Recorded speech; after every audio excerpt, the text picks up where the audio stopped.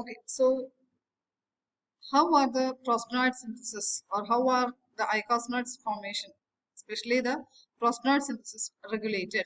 So they can as the rate limiting enzyme is phospholipase A2, it is subjectable for both activation and inhibition. And the activation is carried out by hormones like vasopressin and corticosteroids, while or catecholamines, vasopressin, catecholamines, etc. Corticosteroids actually inhibits the synthesis. Okay, so catecholamines and the vasopressin, antidiuretic hormone or ADH or vasopressin. These two hormones, along with pathological conditions like trauma, hypoxia, etc., they are acting as a stimulatory factors for uh, prostanoid synthesis, while the inhibitory factors are various compounds, various drugs like glucocorticoids. The glucocorticoids actually inhibits the PGH synthase enzyme, right? They are inhibiting the formation of PGH2. PGH2 formation is blocked by glucocorticoids, while the phospholipase A2 is inhibited by the drug mepacrin. Mepacrin is an anti-malarial drug, and it is used for the treatment of various anti-inflammatory activities also. So this drug inhibits the phospholipase A2, thereby blocking the formation of arachidonic acid. Okay, then the aspirin is inhibiting aspirin inhibits the cyclooxygenase enzyme, that is it blocks the formation of pgg2, etc. Then there is another compound which is also having a structural similarity with arachidonic acid, which is known as 5,8,11,14 icosa tetraionoic acid, TYA, while arachidonic acid is TEA, icosa tetraenoic acid. So arachidonic acid is having a close similarity with 5,8,11,14 icosa tetraionoic acid, and hence this compound can act as a competitive inhibitor of arachidonic acid and can block the pathway, right? So it's a false substrate and can act in the position of arachidonic acid and thereby blocking cyclooxygenase enzyme, right? So these are the various regulators. Then non-steroidal anti-inflammatory drugs like aspirin, then ibuprofen, etc. So drugs, phenylbutazone, etc., also can inhibit the PG synthesis by acting on or inhibiting the cyclooxygenase enzyme. So that is the regulatory factors for these are the regulatory compounds. These are the various activators and inhibitors of prostanoid formation. Then catabolism, they are rapidly removed from once their function is over or once their half-life is attained, they're immediately removed, and the 80 to 90% of the prostanoids are removed from liver and lungs and they are excreted through urine. Okay, then regulation, they are inhibited by cortisol, that is glucocorticoids. Then NSAIDs like aspirin. The NSAID means non-steroidal anti-inflammatory drugs. Okay, like aspirin, indomethacin, ibuprofen, phenylbutazone, etc. inhibits both COX-1 and COX-2, that is PGG2 formation. Then glucocorticoids like cortisol, etc. can also inhibit. The aspirin. Aspirin is a pain alleviator, right? Pain കുറയ്ക്കാൻ വേണ്ടി നമ്മൾ use ചെയ്യുന്ന drug ആണ് aspirin. Aspirin is actually causing the blocking of cyclooxygenase enzyme. That is how the pain is getting relieved. Okay, then another important fact is that cyclooxygenase is a suicide enzyme. What do you mean by suicide enzyme? It itself can cause the it is having autocatalytic activity. So it can itself cause the destruction, thereby inhibiting the further formation of prostaglandins. So once their function is over, or regulation can also happen through a mechanism known as suicidal inhibition or suicide enzyme. What is suicidal inhibition? The enzyme itself is having the capacity to undergo autocatalytic activity. So even only when the enzyme is there, then the reaction can happen. So cyclooxygenase itself is having autocatalytic activity or auto-suicidal activity. So it can itself undergo destruction and further block the prostaglandin formation. So again, it is having the short life of about 30 seconds, that is less than 1 minute. And the product, once the half-life is attained, they are entering the catabolic pathway by the formation of a compound known as 15-hydroxy. What do you mean by in the 15th position we were having a hydroxyl group? So this hydroxyl group is undergoing dehydrogenation activity, so which converts 15 hydroxyl group will be replaced with 15 keto group. The OH group will be replaced with a keto group. Along with that, there is one more change happening. The 13th position we were having a trans double bond. So that trans double bond also will be oxidized. Reduced. That is, the double bond is removed. 13th position, the trans double bond will be removed, and 2 hydrogen atoms will be introduced there. So the hydrated product, or the hydrogenation happens, or the reduction happens. So 2 changes are happening. We know that one of the characteristic features of the prostaglandins is that they are having a cyclopentane ring system, of course. Apart from that, they're also having a hydroxyl group in the 15th position, and their another characteristic feature is the presence of a trans double bond on 13th carbon atom, or in between 13 and the 14th carbon atom. So during the catabolism, what is happening? The 15 hydroxy group is replaced with the 15 keto group. See the 15th position. It is replaced with a keto group, and the trans double bond, it is under reduction happens, right? So reduction happens and the double bond is replaced with a single bond. 2 hydrogen atoms will be introduced, right? So this is how the catabolism will be initiated, and they are excreted through or eliminated through urine, right?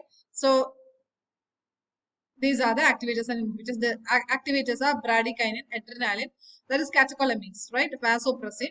Then the activates the cyclooxygenase enzyme, then angiotensin 2, vasopressin, etc. So these are the various regulators of prostaglandin formation.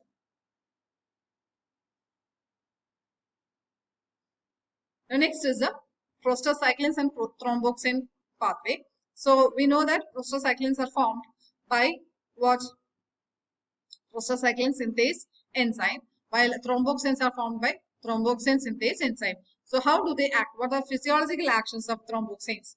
The prostacyclins and thromboxanes are having exact opposite functions. So prostacyclins lowers the blood pressure, while thromboxanes increases the BP, right? So once thromboxanes are formed in the thrombocytes, right? So once thromboxanes are mainly forming in the clot formation. They enhances the clot formation, right? So how do they bring about their physiological effects? Thromboxanes causes the platelet aggregation, that is a clot formation. They increases the blood pressure, and they causes a contraction of arteries also. Pumping will be increased. Pumping increasing BP kuda. While the prostacyclins, what happens? They carries out the exact reversal of the thromboxane activity. That is, they inhibit the platelet formation. That is, the clot formation will be blocked. Clot form cheyilla. Again, it reduces the blood pressure. So how does the blood pressure get reduced? By the expansion of, or by the relaxation of coronary arteries. So these are the physiological functions or antagonism between prostacyclins and thromboxanes, right? So thromboxanes are having a hypertensive action, while prostacyclins carries out the anti-hypertensive effect, right? Then what are the functions of prostaglandins? And before the mechanism of actions that we have already told, that is, they are having a hormone-like action. So all the prostanoids, once synthesized, they will be coming and getting attached to their receptors, specific receptors which are present on the plasma membrane, and these receptors binds with this prostanoids, forms a complex, a substrate receptor complex, right, or a hormone receptor complex will be formed, and this complex formation gives a signal into the cell, and from there second messengers will be synthesized, and the second messengers are responsible for carrying out the physiological action. That's how the mechanism of action is carried out by the prostanoids. So what are the physiological effects? They have effects at various sites of the body. One of the most important, all their functions are important. They are having effect on cardiovascular system. The prostacyclins carries out the vasodilation. We have immediately before this I have told that prostacyclins, what does they do? They relaxes the coronary arteries. That is, they reduces the blood pressure. They are having anti-hypertensive activity. Then they inhibits the platelet aggregation. Then while thromboxanes carries out vasoconstriction. they increases the blood pressure and carries out the platelet aggregation, right? So that is the function carried out by one of the on cardiovascular system, the prostacyclins and thromboxanes carries out these two activities. So if you study the functions of any of the prostacyclins or thromboxanes, you can write the other one. So that is because they are having an antagonistic effect. Prostacyclins and thromboxanes are having antagonistic effect or exact opposite effect, right? So prostacyclins relaxes the blood vessels, thereby lowering the blood pressure, right? The coronary arteries are relaxed, so blood pressure will be reduced, and also it causes the inhibition of platelet aggregation. Why? That's a function of prostacyclins. Another function is just what is their effect on GI, gastrointestinal tract. They are prostaglandins. That is the function. So we have been discussing on the functions of prostacyclins and thromboxanes. Now I am going to discuss about the functions of prostaglandins. So prostaglandins also having different, when compared to that of prostacyclins and thromboxanes, prostaglandins are having wide applications. They access various systems of the body. The first one, in the case of cardiovascular system, they access prostaglandins are vasodilators like that of prostacyclins. Prostacyclins and prostaglandins ഒരേ effect ആണ്. They carries out the relaxation of coronary arteries. So what is having anti-hypertensive effect brought about by prostaglandins and prostacyclins. While in case of gastrointestinal tract, GI muscles, smooth muscles, they brings about the constriction. Above GI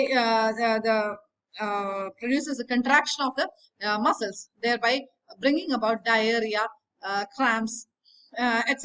will be carried out, right? The gastric secretions, they in the case of intestinal secretion, they increases the mucus secretion, then the carries out the movement of water, electrolytes, etc. That is why they are when PGE2, prostaglandin E2 is injected into a person, he will be producing watery diarrhea. Diarrhea is produced because this PGE and PGF are having a contraction, if a smooth muscle contractive effect. So what happens? The GI muscles, when undergo contraction, lots and lots of water will be getting eliminated along with electrolytes. So diarrhea will be induced in PGE administration. Now, what about the bronchial muscles? What is happening in the respiratory tract?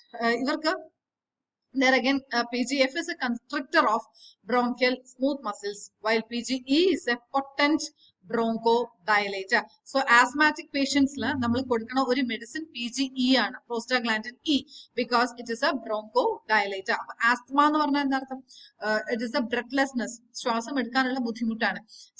does PGE do? PGE causes the dilation of muscles in the respiratory tract. Bronchial muscles will be undergoing relaxation.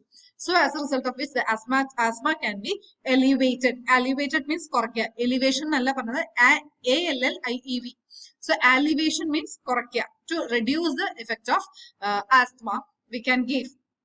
It is used. PGE is given as a drug for relieving the bronchospasm. Adhe samayam PGF ine nere opposite effect aanu undakka.